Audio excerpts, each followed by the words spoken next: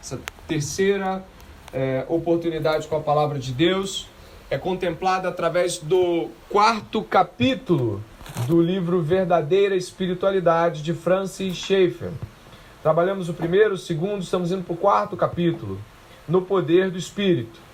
Nossa primeira oportunidade foi quando observamos a cobiça, como vocês bem lembram, e a cobiça foi explicada como uma afronta, muitas vezes escondida dos outros, mas uma afronta deflagrada contra Deus. Nossa cobiça, entendemos, é a decisão pecaminosa, porque é a decisão pecaminosa da nossa rejeição em dar graças a Deus. Nós aprendemos que dar graças, ser contentado em Deus, no poder do Espírito, vence a cobiça. Em seguida, ontem pela manhã, pela graça de Deus, aprendemos que a morte entrou no mundo e afetou todas as áreas da vida. A morte adâmica, como foi lido aqui pelas crianças, a morte do pecado, ela entrou no mundo e alcançou todas as áreas de tudo no mundo.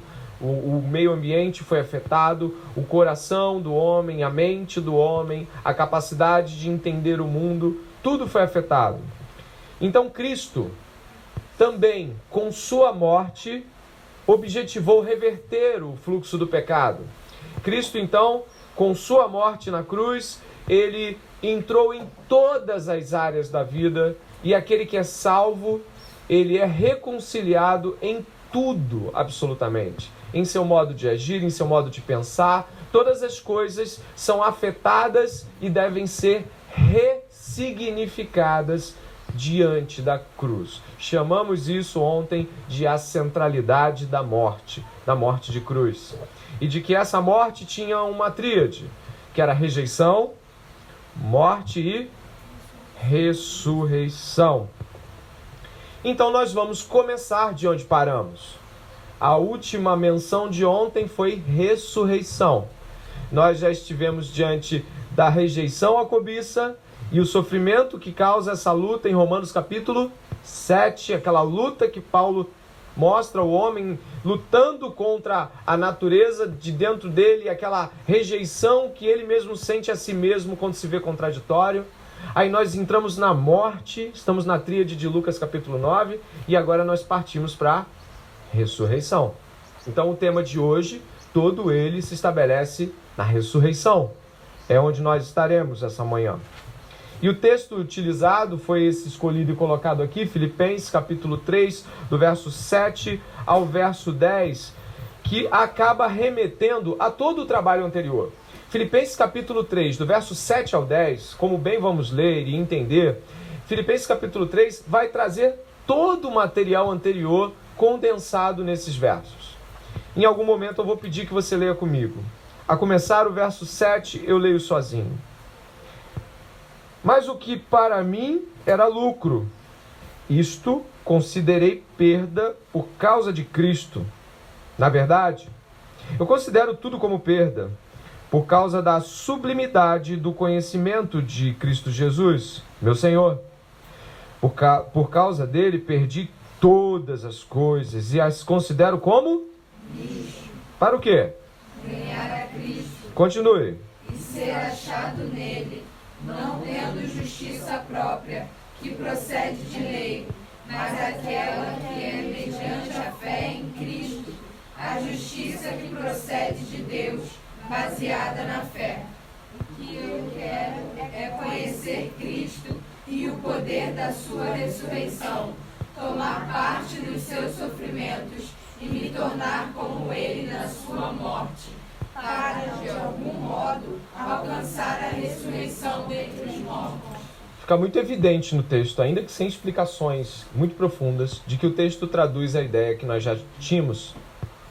Paulo, do verso 4 ao verso 6, observe, ele traz a sua trajetória como judeu. Tribo de Benjamim, circuncidava o 8º dia, hebreu de hebreus, ou seja, hebreu de pai e de mãe, fechado, amarrado, zeloso na lei, perseguidor da igreja. Paulo precisou rejeitar tudo isso e ser rejeitado por tudo isso para que ele pudesse caminhar na direção de Cristo. A rejeição ao status de Paulo, como você observa no texto aí do verso 4 até o verso 6, enquanto eu falo, você olha para o texto. A rejeição que Paulo recebeu e que Paulo ofertou ao seu status, à sua posição no mundo, lhe conferiu morte. E a morte de Paulo objetivava um alvo. Ele queria poder, usufruir, ser afetado e transformado pelo poder da ressurreição. Talvez, num olhar passageiro que você já teve sobre esse texto, isso não tenha ficado muito claro, mas diante da tríade de Lucas 9, rejeição, morte, ressurreição, nós encontramos aqui em Paulo a mesma condição. Paulo é rejeitado pelo seu tempo, crucificado pelo seu tempo, ou seja, a rejeição de Paulo é notória, ele morre. E ele vai dizer isso em Gálatas capítulo 2, não é isso? Eu estou, já não sou mais eu quem vivo, mas Cristo vive em mim. Gálatas capítulo 6, verso 14 diz o quê? Eu estou crucificado para o mundo e o mundo para mim. Paulo morreu vivo, estava vivo, morto. E ele tinha um alvo, preste atenção, porque daí nós começamos. Ele tinha um alvo. Qual era o alvo dele? Está ali no verso 10. O que eu quero é conhecer Cristo e o poder da sua ressurreição. E aí ele retrocede, repare, tomar parte nos seus sofrimentos, olha, está voltando, e me tornar como ele, a sua morte. Aí de novo ele vai para o alvo, para que de algum modo alcançar a ressurreição dentre. Conseguiu ver o movimento? Eu rejeito o mundo me rejeita. Eu morro, eu sou ressurreto. Mas existe algo aqui que é peculiar nessa fala de Paulo. Eu gostaria que você novamente olhasse o verso 10. Paulo estabelece dois aspectos. Isso é muito importante, vai nortear toda a nossa pregação hoje. Isso que Paulo faz agora é estabelecer a ressurreição em dois aspectos. O primeiro aspecto que Paulo fala da ressurreição é aquilo que a ressurreição aponta para o tempo presente. Paulo está falando que ainda vivo, ainda nesse tempo, ele quer conhecer o poder da ressurreição. Ele não morreu ainda, não como os mortais morrem. Ele ainda não foi para a glória. Mas ele está dizendo que ele quer usufruir da transformação que a ressurreição faz hoje na vida de alguém. E ele aponta no final do verso 11 para uma ressurreição que todos também conhecemos, que é a ressurreição dos mortos no último dia.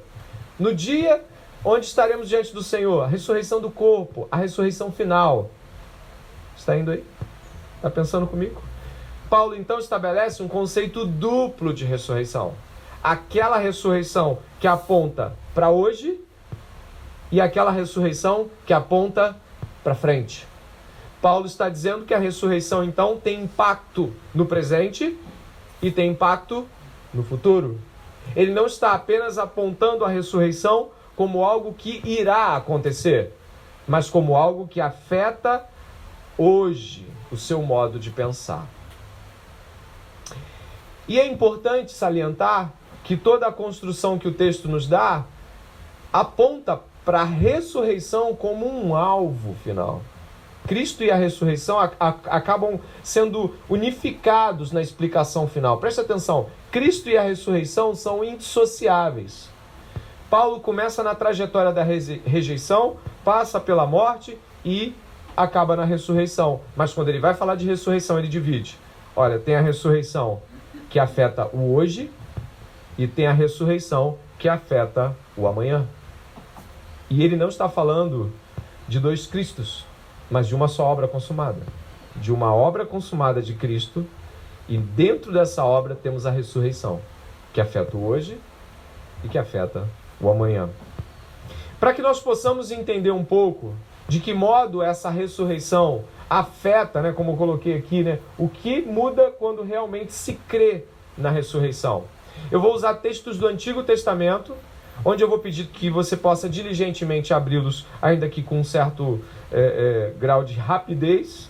O primeiro é em Jó, vai estar aqui a referência. Jó,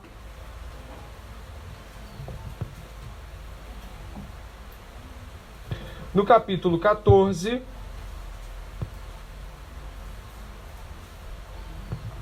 Jó está muito entristecido, sua condição já dura alguns meses, ele perdeu sua esposa, ele perdeu seus filhos, ele perdeu seu gado, ele perdeu sua saúde. Jó está todo cheio de tumores no corpo, o corpo dele está apodrecido, ele está sentado no pó, raspando o seu corpo com cacos de cerâmica. E então ele tem uma profunda reflexão, que nessa manhã acaba sendo uma reflexão importante para nós. Jó, no capítulo 14, do verso 12 ao 14, Jó fala sobre a brevidade da vida humana. E ele diz assim, eu venho do 11: como as águas do lago evaporam, e o rio se esgota e seca, assim o ser humano se deita e não se levanta. Enquanto existirem os céus, não acordará, nem será despertado do seu sono. Que dera me escondesses na sepultura e me ocultastes até que a tua ira passasse. Quem dera me fixasses um prazo e depois se lembrasses de mim. Quando alguém morre, será que volta a viver? Todos os dias da minha luta esperaria, até que viesse a minha mudança. Jó está apresentando aqui, na mesma época de Abraão, Jó é um contemporâneo, ele está apresentando uma esperança. E é interessante você observar que Jó não está falando de uma esperança naquele momento. Jó não está doente? Sim. Perdeu os filhos? Sim. Perdeu tudo? Sim. Mas ele não está falando, quem dera tu me desse mais filhos. Quem dera tu me desse mais saúde. Não, ele está falando de pós-morte. Ele está falando, quem dera eu pudesse ser transformado por ti. Mais à frente, é incrível a similaridade da esperança de Jó com a própria esperança do cristão. Olha aqui, ó. Verso 15.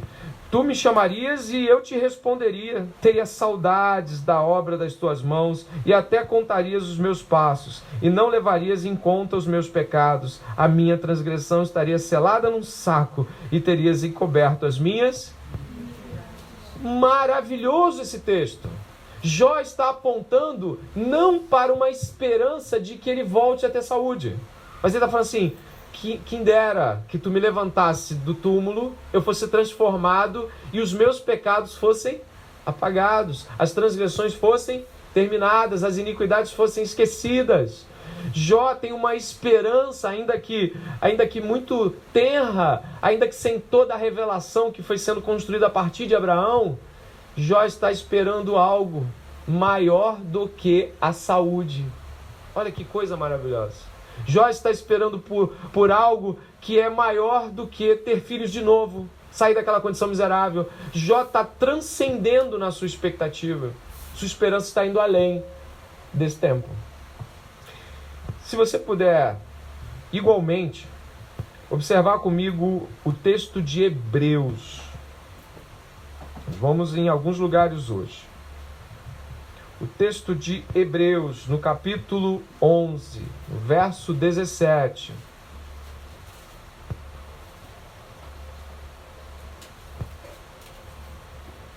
Enquanto você procura, não seria razoável de que a maior expectativa de Jó fosse sair daquela condição? Sim. Todos nós diríamos sim. Condição de vida miserável de Jó. Está ali, ainda tem a esposa dizendo, amaldiçoa teu Deus e morre. Jó está numa condição onde nós clamaríamos por saúde. Nós clamaríamos por prosperidade novamente. Mas naquele momento ali, quando ele chega no ápice da contemplação da realidade, ele consegue perceber que existe uma esperança, e ainda que ele não consiga tateá-la totalmente, essa esperança não é sobre esse tempo. E ele fala, olha, eu lutaria muito, eu bravamente lutaria. Em alguns textos, eu militaria a minha vida toda nessa condição, se eu pudesse ter essa esperança de que meus pecados fossem apagados. Olha só, né? O justo Jó já contemplava a esperança que havia de vir. Hebreus 11, do 17 até o verso 19... A galeria dos heróis da fé, tão conhecida pelos exemplos de pessoas que viveram pela fé, fala assim sobre Abraão. Pela fé, Abraão, quando posto à prova, fez o quê?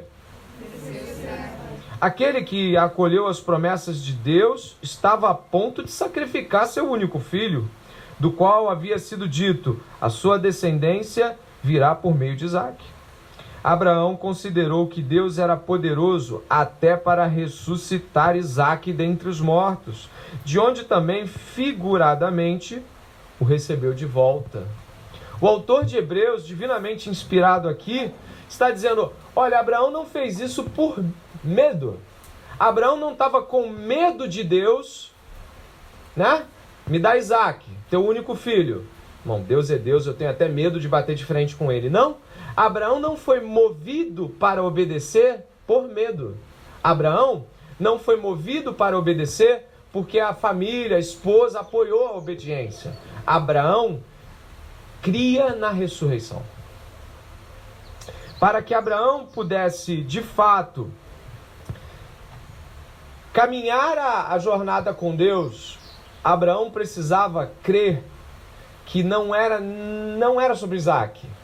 E não era sobre ter medo de Deus. É sobre Deus ressuscitar os mortos. Inclusive o autor de Hebreus diz que o retorno de Abraão da sua jornada ali para quase morte é como se fosse um retorno pós-ressurreição. Para o autor de Hebreus, Isaque ressuscitou. Isaque voltou dos mortos. Abraão, aqui figuradamente, ele é testemunha de uma ressurreição. O filho já estava sendo morto. O filho carregando o madeiro já era um homem morto. E quando chegou lá e Deus disse: basta, agora sei que tu me amas, a obediência de Abraão e todo aquele movimento que para nós parece muito difícil, não foi feito por um salto no escuro, como diria Soren Kierkegaard. Não é um salto de fé. Eu não sei o que Deus quer, eu vou. Não, eu sei o que Deus quer e eu vou. Não, mas você não sabe o que vai acontecer, isso é verdade. A gente não sabe às vezes o que vai acontecer ali, naquele momento. Mas a gente sabe o que vai acontecer lá na frente. Então preste atenção, crente. Nós não estamos falando de que Deus vai dizer o que vai acontecer daqui a 100 metros. Nós estamos falando que Deus disse o que vai acontecer no final. Abraão não levou Isaque até aquele Gólgota. Tá? Vou usar uma expressão analógica a Jesus. Ele não levou Isaque até o Gólgota porque ele sabia tudo o que ia acontecer. Abraão creu em quem Deus era e creu na ressurreição dos mortos. Por isso, muitos dos nossos movimentos são reprováveis, porque nós andamos por vista, ao invés de andar pela realidade última, a ressurreição dos mortos. A obediência não se move pelo que se vê e nem se move porque eu acredito que daqui a alguns metros Deus vai fazer. Essa não é a obediência das Escrituras. A obediência das Escrituras, ela se estabelece no fim. Paulo pega ali o argumento dele e vai trazendo para trás. Ele fala assim: eu creio na ressurreição. Se eu creio na ressurreição, eu sou crucificado. Se eu sou crucificado, posso ser rejeitado.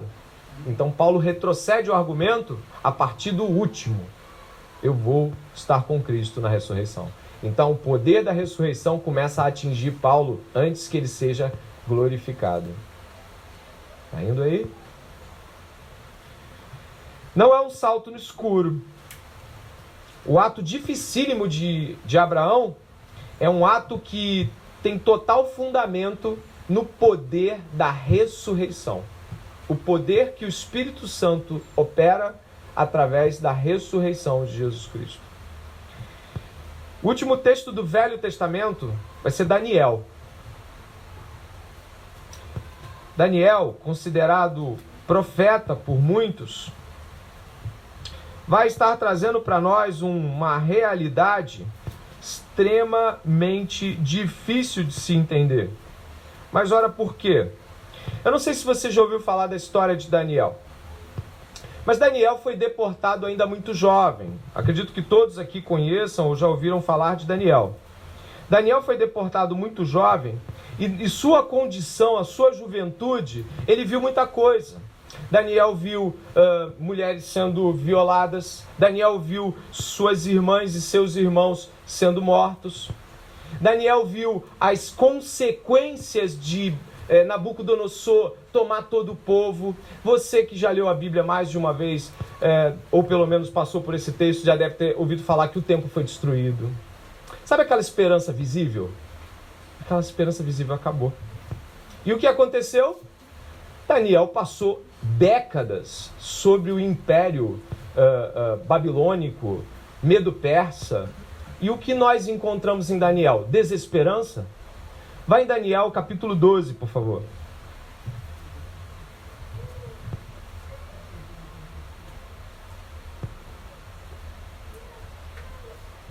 Show?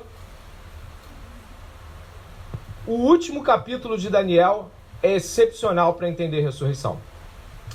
Daniel capítulo 12, verso 2 e 3. Daniel recebe uma revelação. Nessa revelação de Daniel, nessa visão que ele tem, ele, no verso 2 e 3, ouve o seguinte, acerca do que virá a acontecer no final. Verso 2. Muitos dos que dormem no pó da terra, o quê? Ressuscitarão. Pode continuar, por favor. Uns para a vida eterna, outros para a vergonha e horror eterno. Verso 3. Os que forem sábios resplandecerão como o fulgor do firmamento, e os que conduzirem muitos à justiça brilharão como as estrelas, sempre e eternamente. Verso 13. Quanto a você, siga o seu caminho até o fim. Você descansará e ao fim dos dias se levantará para receber a sua herança. Está falando de duas coisas completamente unificadas. A ressurreição e a estada de Daniel ainda naquele tempo. Daniel ainda estava vivo. E aquele que lhe falava aqui, o anjo falou o seguinte, olha, vão ressuscitar uns para a morte, outros vão ressuscitar para a vida, e você ainda tem uma jornada para completar aqui embaixo. E está falando de tudo no mesmo plano. Não está falando dessas coisas como se elas fossem coisas destacadas. As realidades ali estão unificadas. Ele não está falando de coisas como se fossem abstrações. Tudo ali está sendo tratado igualmente como realidade.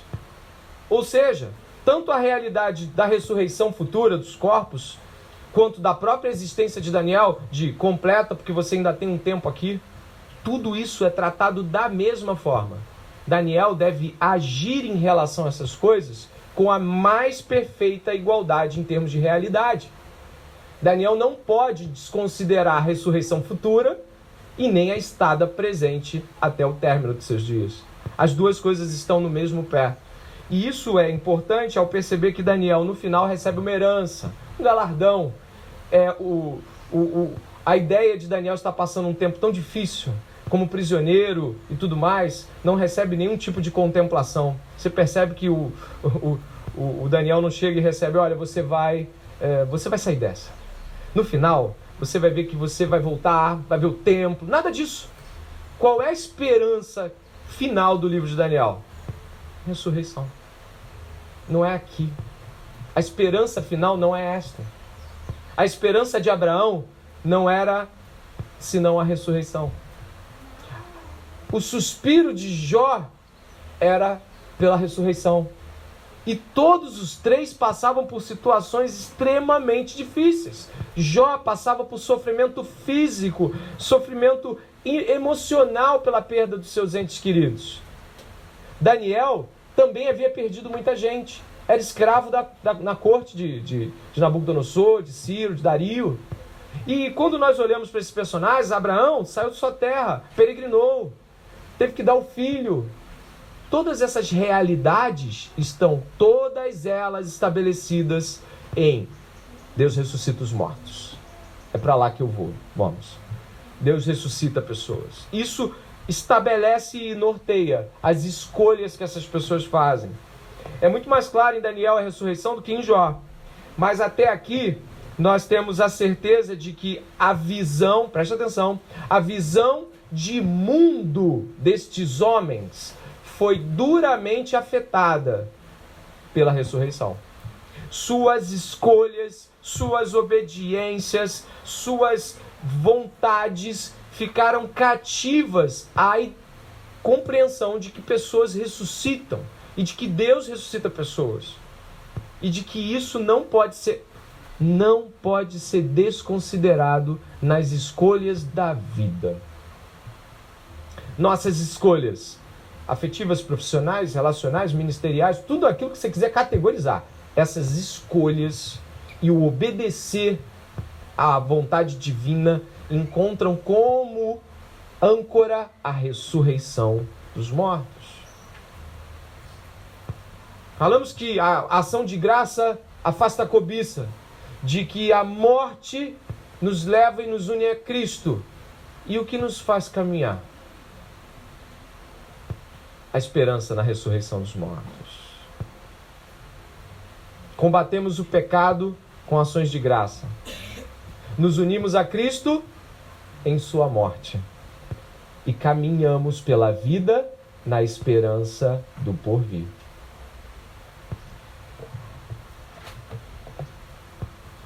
E aí, é desse modo, tratando a ressurreição como fato real, tratando a ressurreição como uma realidade e não como se fosse uma abstração, que Francis Schaeffer vai trazendo aos poucos no livro essas realidades sobre esses temas.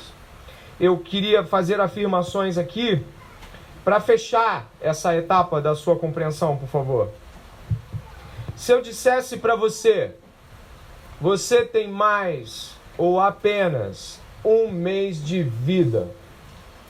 Você acabou de receber a seguinte informação: você tem apenas mais um mês de vida. Você ouviu isso? Ok?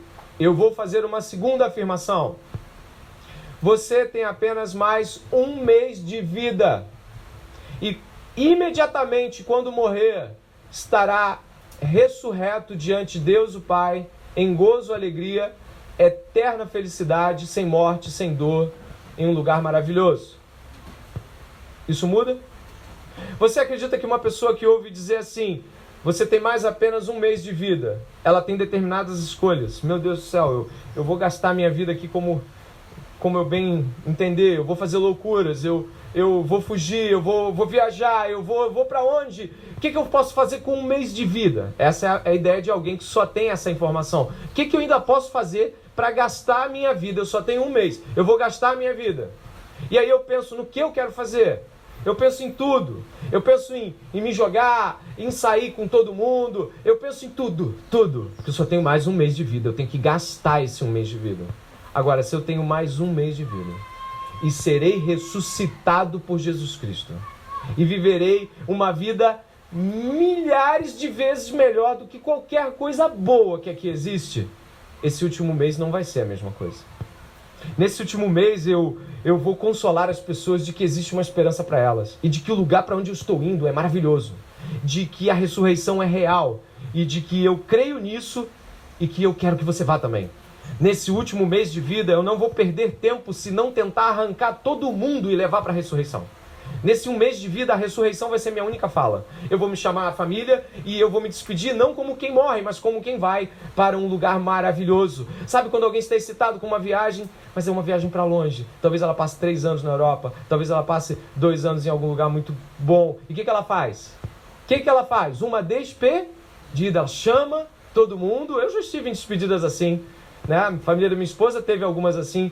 Teve uma esses últimos anos aí, primos dela. Então, qual é a despedida? É de morte?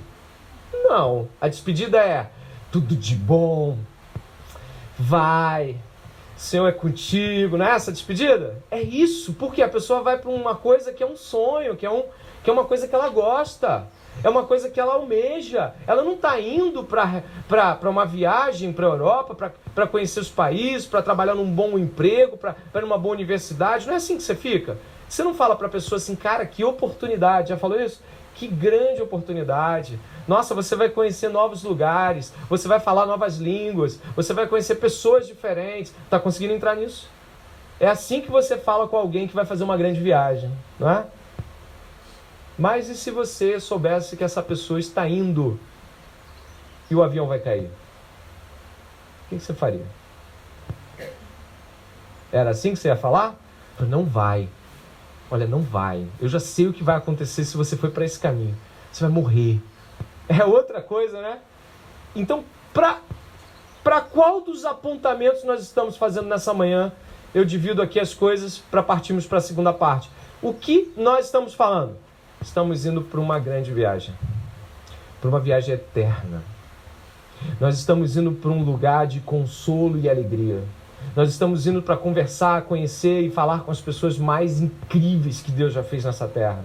Nós estamos indo para ver aquilo que olhos não são capazes de descrever, de que ouvidos não são capazes de captar aqui. Nós estamos indo para o inaudível, para o inacreditável, para o fantástico. Nós estaremos diante de Jesus Cristo. E sabe qual é a nossa intensidade e empolgação nessa manhã? É sair por aí dizendo assim, estou indo para um grande lugar.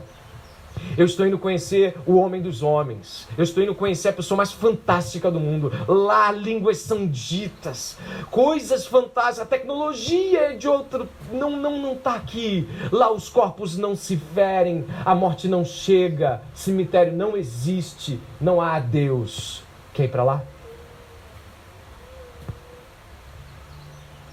Isso estava dentro da mensagem de Paulo. Estava em cada eu te amo.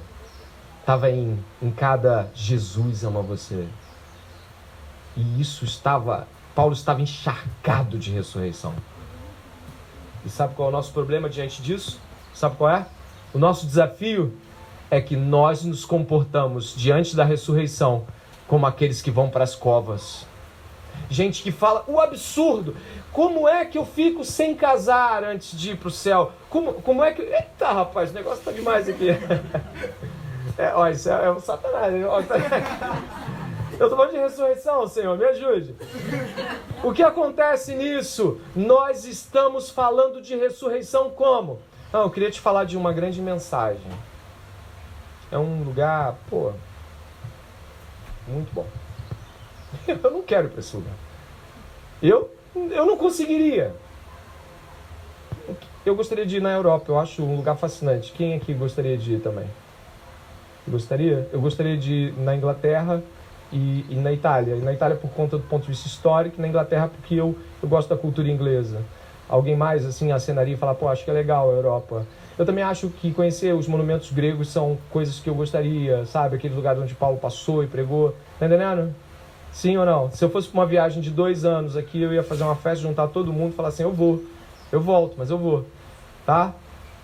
E aí ia haver alegria, ia haver contentamento, não é isso? Tá lá, André vai pregar o evangelho, não sei o quê. Só que tem um problema nisso. Essa não é a nossa empolgação quando falamos de ressurreição. Não falamos como de uma viagem maravilhosa para um lugar maravilhoso. Você está conseguindo entender o que eu estou falando? Porque você talvez seja a pessoa que Deus está falando, você não crê na ressurreição. Você fala dela como um tema abstrato. Ela não imprime realidade na sua vida. Você não crê na ressurreição.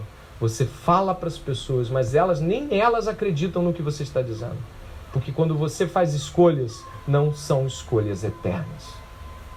A frase de C.S. Lewis é conhecida por todos. O que não é eterno, eternamente inútil.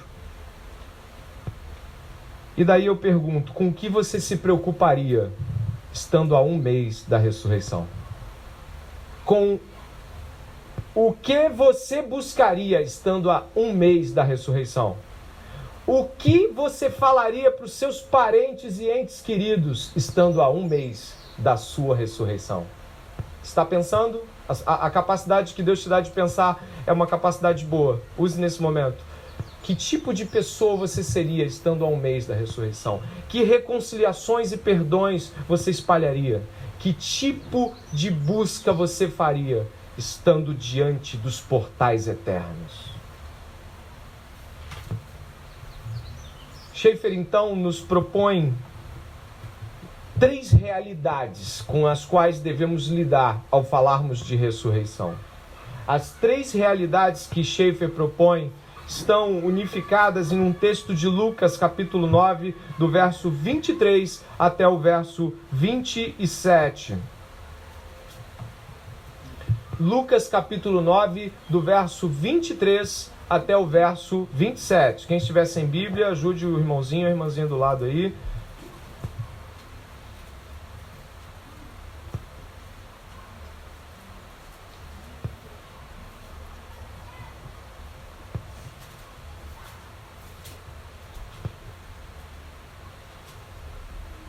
Muito atento a esses últimos 20 minutos da palavra.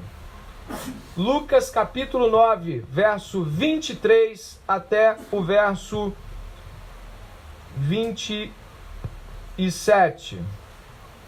Diz assim, e você já leu: se alguém quiser vir após mim, o quê? Dia a dia, tome a sua cruz e siga-me. Olha Jesus falando de ressurreição agora. Pois quem quiser salvar a sua vida, a perderá. E quem quiser perder a vida por minha causa, esse a salvará. De que adianta uma pessoa ganhar o mundo inteiro se vier a perder-se ou causar dano a si mesmo? Sabe, essa frase ela só pode ser dita por quem crê na ressurreição. Não é possível que você vai dizer assim, não se leva nada da vida, poxa. Isso não é frase de crente. Essa frase de Jesus, ela é completamente olhando para frente. Ela está completamente encharcada de ressurreição. Jesus está falando assim, olha, a vida não acaba aqui. Isso aí que você está buscando, isso aí não fica. Isso não vai. Você devia estar buscando coisa eterna. E coisa eterna permanece para sempre. Verso 26. Pois quem se envergonhar de mim... Sabe o que é se envergonhar? Sabe o que é se envergonhar de Jesus? É viver outra vida, senão a de Jesus. Se envergonhar de Jesus é se envergonhar da obra de Jesus sendo aplicada em nossas vidas e requerida de nós. Se envergonhar de Jesus é viver fora dele e diferente dele. Se envergonhar de Jesus é dizer crê-lo, mas não admiti-lo. Dele se envergonhará o Filho do Homem quando vier na sua glória e na glória do Pai e dos santos anjos. Em verdade lhes digo que alguns dos que aqui se encontram não passarão pela morte até que vejam o reino de Deus. E assim como o livro de Mateus, o livro de Lucas também continua com o mesmo tema. Repare aí, verso 28. Cerca de 8 dias depois de proferidas estas palavras, Jesus levou consigo Pedro, João e Tiago e subiu ao monte com o propósito de orar. E aconteceu que, enquanto ele orava, a aparência de seu rosto se transfigurou e a roupa dele ficou de um branco brilhante. E eis que 2 homens falavam com ele. Eram Moisés e Elias, que apareceram em glória e falavam da morte de Jesus, que ele estava para cumprir em Jerusalém. Pedro e seus companheiros estavam caindo de sono, mas conservando-se acordados, viram a glória de Jesus e os 2 homens que estavam com ele. Quando estes começaram a se afastar de Jesus, Pedro lhe disse: Mestre, bom é estarmos aqui. Façamos 3 tendas, uma para o Senhor, outra para Moisés e outra para Elias. Porém, Pedro não sabia o que estava dizendo. Que coisa interessante nós lemos aqui. Jesus falou sobre: se você se envergonhar, o Pai vai se envergonhar de você no futuro. E em seguida, o trecho bíblico que Jesus usa é um trecho que fala de ressurreição. Mas não somente fala, demonstra. Moisés ele morreu no Velho Testamento. Moisés, inclusive, tem a morte dele colocada em Deuteronômio, assinalada na Epístola de Judas. Elias não morreu. Elias foi trasladado, Elias foi levado numa carruagem de fogo. Moisés morreu, Elias não morreu, Jesus está vivo, falando da sua morte, e tem 3 discípulos olhando. Toda a realidade de passado, presente e futuro unificados num texto só. As 3 realidades de Deus. Jesus Cristo, que é o mesmo ontem, hoje e sempre, se estabelece ali. Eu sou o Deus de Moisés, que subiu com Elias, que vai morrer porque a morte ainda não tinha acontecido de Jesus. Ele estava falando da morte. né? Eles estavam comentando sobre Jesus ser morto, então havia o futuro sendo apontado ali, e os 3 discípulos pasmados, olhando para aquela cena que eu acredito que se você parar para imaginar, você está olhando, são 2 homens históricos, conhecidos pela nação, mas eles ressuscitaram. Jesus estava falando versículos antes sobre ressurreição, está falando, olha, se você quiser ganhar a vida, você vai perder. E nesse texto aqui, o assunto da discussão deles é maravilhoso. Qual é o assunto? A morte de Jesus. Eu não quero dogmatizar, mas qual é o assunto do céu naquele momento? Jesus. A morte de Jesus é o tema da conversa de Moisés, Elias e Jesus. É um acontecimento que transcende a terra e os céus. Está além daquilo que nós estamos falando. A morte de Jesus é o grande tema de toda a realidade. A morte mostra aqui o seu ar de ressurreição. Jesus falou com os homens há poucos dias, falando assim, olha, se você não se negar, não negar a si mesmo, você não vai gozar da eternidade. E aí o que Jesus apresenta para eles na transfiguração? A eternidade. Moisés, Elias, a promessa cumprida, estão vivos. E Jesus falando que ia ser morto. A obediência de Moisés, em face da dureza do povo e das privações do deserto, encontraram um destino. Moisés cria de que Deus havia levado ele para além daquele deserto. E cria que aquilo não era a realidade final. O deserto não era sobre o deserto. Elias enfrentou Acabe, Jezabel. Elias teve uma crise de pânico, depressão, se escondeu em caverna, mas tudo aquilo passou. A luta do deserto passou. Acabe, Jezabel, os perseguidores passaram. Toda a pressão do povo sobre Moisés passou. E agora Moisés e Elias estavam vivos em outro momento da existência deles. Olha que visão magnífica Jesus dá aos seus discípulos. E Pedro, não sei se você percebe, é o objeto mais estranho a tudo isso. Parece que é muito natural tudo que está acontecendo. Tudo é muito perfeitamente cabível. Olha, Elias está vivo. Moisés está vivo. Jesus está falando com eles sobre a morte. E aí vem Pedro, fazer uma casinha. Eu faço uma casa para você. Não faz sentido, porque a visão de Pedro, não transformada, não sabe nem reagir à ressurreição. Pedro não sabe o que dizer diante da ressurreição, não sabe o que fazer diante da ressurreição. É estranho a ideia de que nós estamos ali com pessoas que já morreram e voltaram. A ressurreição é estranha ao homem natural. A ressurreição traz ao homem natural incompreensão quanto à realidade última. As pessoas ao nosso redor e as pessoas que não têm Jesus Cristo, essas não vão acreditar na ressurreição, mas se crerem ainda assim não viverão tal como. A ressurreição não é algo que eu me acostume, é algo que só gente transformada consegue se relacionar e viver. O assunto ali é morte e eternidade. Jesus estava falando das realidades unificadas. E é disso que eu estou pensando com você nesse momento.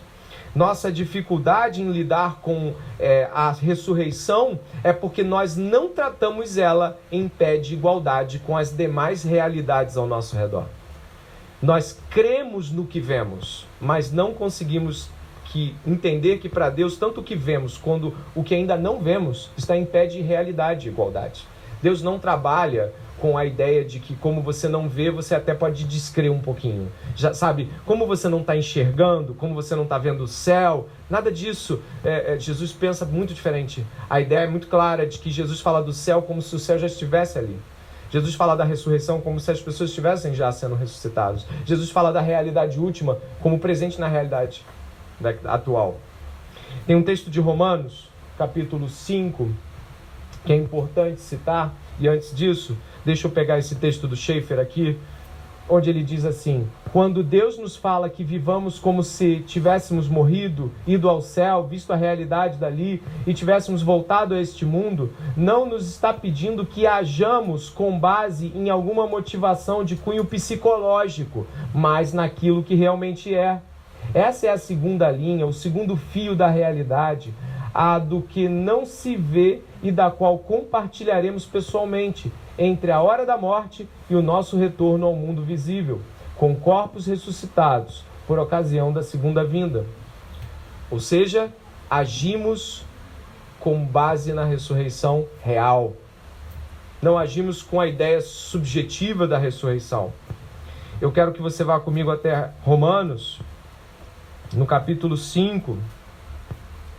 Estamos terminando, preste atenção no finalzinho.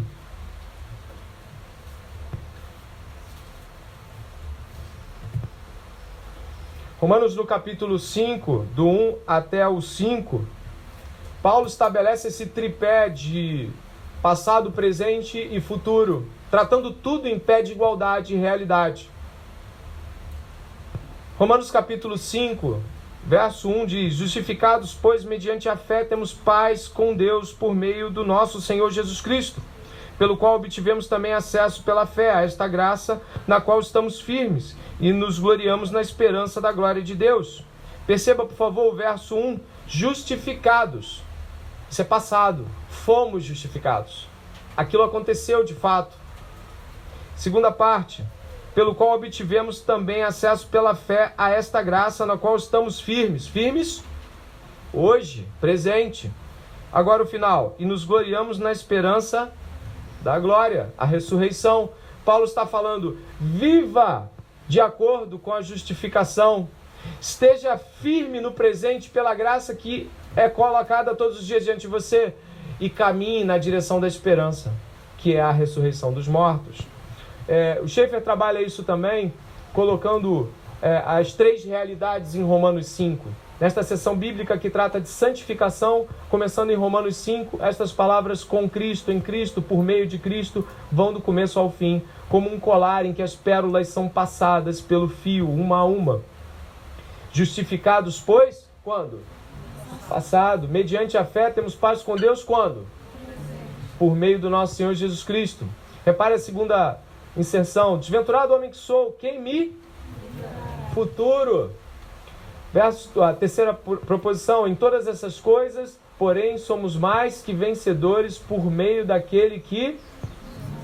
Todas as coisas que virão, todas as coisas que vieram, foram obtidas em uma vitória no passado, que faz eco no presente, funciona para o futuro. As três realidades são, o passado está resolvido em Cristo, e ele atua no presente pela graça de Deus, e nós somos guiados com a visão do futuro da ressurreição. A ressurreição nos guia, ela norteia. Eu tenho uma escolha para fazer, foi um assalto, levaram tudo lá de casa, e aí o que eu faço? Eu olho para a ressurreição e vejo um mundo de glória de Deus e falo, vamos nos acalmar aqui, estamos em Cristo, temos todas as coisas. Acalma, não é um consolo psicológico, é uma realidade. Não, nada pode ter sido levado realmente. O que de fato temos não foi levado. E aí a gente se acalma. Não é aquela visão mundana, naturalista. Foram-se os anéis, ficaram-se os dedos. E se fossem os dedos? Se fosse uma perna, um braço, sabe? A gente vai ter uma ressurreição em um corpo glorificado. A ressurreição, então, ela traz um aspecto último de perfeição com o qual nenhum argumento consegue vencer. E olhando ainda para esses detalhes e aspectos, as três realidades atuam juntas. Cristo está atualmente no paraíso com aqueles que já partiram para lá. Mas Cristo, o mesmo Cristo, com a mesma realidade, prometeu aos cristãos que continuaria a produzir frutos por meio deles nesta existência. O poder do Cristo crucificado, ressurreto e glorificado, produzirá este fruto por meio de nós durante o nosso viver terreno. E indo para o fim, quando crescemos em obediência, talvez você tenha se questionado muitas vezes. Puxa vida, eu não sou uma pessoa obediente. Às vezes a vontade de Deus, ela soa para mim como se fosse muito difícil de ser executada. Os pedidos que Deus faz parecem ser pedidos difíceis. Às vezes meu discipulador, meu pastor fala comigo, é isso. Eu digo, por dentro eu estou dizendo, não, Como farei sem isso? Como viverei sem aquilo? Como é que eu vou? Como é que eu? Eu não estou vendo, não está mudando, não está acontecendo. André, já são meses, André, já são anos. E se fosse por toda a vida? Ainda teríamos a ressurreição. Os argumentos começam a cair quando a ressurreição é real, não é psicológica.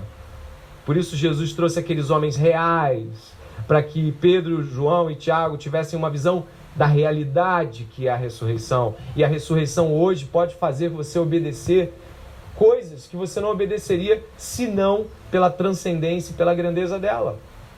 É difícil vencer esse pecado.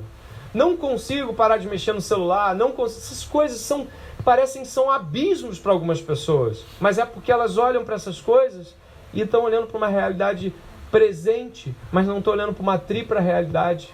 Elas não veem os santos que venceram o pecado no passado, não veem a justiça e a graça de Deus sobre ela no presente e não conseguem contemplar a grandeza e a beleza do futuro. Como C.S. Lewis, em seu livro, fala sobre o fato de que nós ficamos brincando na lama e no chão, com sujeira na lama, enquanto Deus nos chama para um fim de semana na praia e a gente está na lama suja achando que está brincando com alguma coisa boa. Só mesmo olhando para o fim conseguimos viver a morte de Cristo aqui. Essa é a tripla realidade de Deus e ela gera obediência. Mas tem uma advertência. Essa advertência solene, a qual termino esse momento, está em 1 Coríntios, passa um pouquinho, pode passar. Em 1 Coríntios capítulo 15, uma advertência severa, muito dura de Paulo, em relação àqueles que desprezam uma vida baseada na ressurreição. Em 1 Coríntios capítulo 15, onde o tema central é a ressurreição, alguns versículos vão soar duros para alguns de nós. Duríssimos. Porque vão mostrar que a nossa fé, às vezes, é palha, é nada, é futilidade. 1 Coríntios capítulo 15, verso 12 ao 14. Diz assim o apóstolo Paulo: ora, se o que se prega é que Cristo ressuscitou dentre os mortos, como alguns de vocês afirmam que não há ressurreição de mortos? E se não há ressurreição de mortos, então Cristo não ressuscitou. E se Cristo não ressuscitou, é vã a nossa pregação, e é vã a fé que vocês têm. Verso 17 agora. Se Cristo não ressuscitou, é vã a fé que vocês têm, e vocês ainda permanecem nos seus pecados. Verso 18 e 19.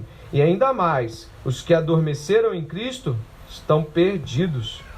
Se a nossa esperança em Cristo se limita apenas a esta vida, somos as pessoas mais infelizes deste mundo. Verso 12 a 14 diz: se você não vive pela ressurreição, a sua fé é vazia, sua pregação não tem sentido. E o verso 17 até o 19 vai dizer: você é miseravelmente infeliz. Você ainda está na esperança de que esse mundo funcione para você.